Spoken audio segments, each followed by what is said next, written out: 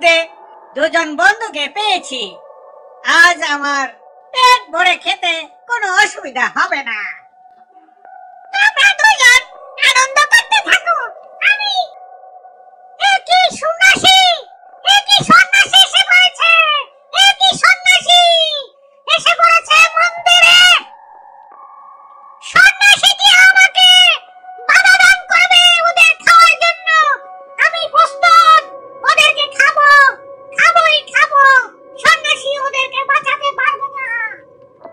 আমি ওদের পিছনে লেগে আছি, খাবো